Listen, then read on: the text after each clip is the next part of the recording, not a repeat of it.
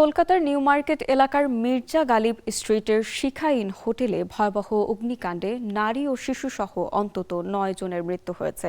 নিহতদের মধ্যে অন্তত ৮ জন বাংলাদেশি বলে জানিয়েছে কলকাতার বাংলাদেশ মিশন। গত মঙ্গলবার দিবাগত রাত ২টার দিকে হোটেলের চতুর্থ তলায় আগুনের সূত্রপাত হয় বলে প্রাথমিকভাবে জানা গেছে।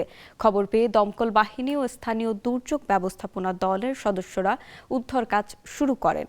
হোটেল থেকে প্রায় ৬০ জনকে উদ্ধার করা হলেও অচেতন অবস্থায় পাওয়া ৯ জনকে হাসপাতালে নেওয়ার পর চিকিৎসক মৃত ঘোষণা করেন।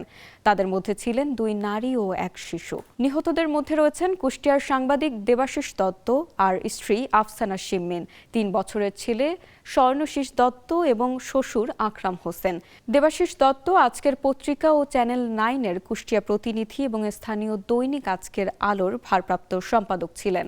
পরিবার সূত্রে জানা গেছে, চিকিৎসার জন্য গত ৩রা আগস্ট স্ত্রী সন্তানসহ পরিবারের সদস্যদের নিয়ে ভারতে যান দেবাশিস।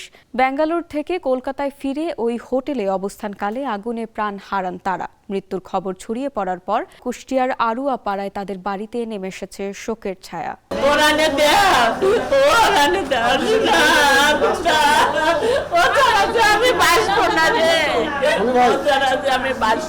কুষ্টিয়ার একজন কর্মঠ এবং বস্তুনিষ্ঠ সংবাদ পরিবেশনের জন্য দেবাশিসদের বিকল্প ছিল না। আমি মনে করি উনি যে সংবাদপত্রে কাজ করেন, উনি একটা সংবাদ তৈরি করতেন, যে পরিমাণ পরিশ্রম দিতেন, যে পরিমাণ সত্যতা নিশ্চিত হতে উনি কাজ করতেন, আমি মনে করি তার মতো কোনো সাংবাদিক এখন বর্তমান সময় কুষ্টিয়াতে কেউ নাই। যদি বলি যে কুষ্টিয়াতে ২-৪ জন মাঠে কাটা সাংবাদিক, তার ভিতরেও নাম আসছে দেবাশিসের নাম। কুষ্টিয়ায় একদম মাঠে ঘাটে খেটে সংবাদ সংগ্রহ করে আনত। আসলে দেবাশিসের চলে যাওয়া কুষ্টিয়ার সাংবাদিক অঙ্গনের একটা বড় ক্ষতি বলে আমি মনে করি।